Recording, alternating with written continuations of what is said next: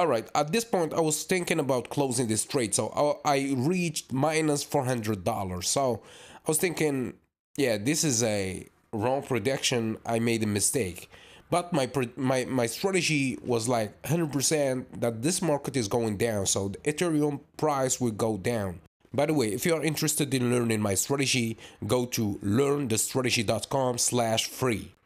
This trade and this signal was clear. I predicted that, or my strategy predicted that there will be a clear downtrend. So I opened this short position, this Ethereum USDT futures short position. As usual, I'm trading with 150x leverage, the maximum that Binance can offer, because I'm almost 100% sure about this trade. So you see this green candle, this turned things around. So if the next candle was green, I'm 100% was going to quit this trade, but fortunately see the price kept going down. So from this point, the price, you will see that the price will keep going down and down and down. So we was at minus $400 and now we are at plus $350. So but trust me, the market will keep going down and the Ethereum price will keep going down. So we opened the trade at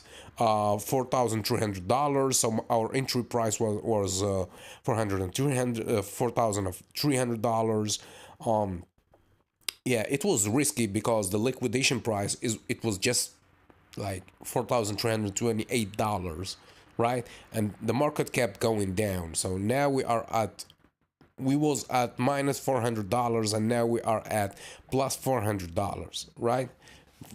Plus 500, almost 600. The market kept going down. You see a clear downtrend. So those who know my strategy will understand what's happening here. So if you count the greens, yeah, and then the red, see now this one, the previous one should be a red candle, but yeah, that was a green. That's okay, but yeah, I was 100% that the market will keep going down.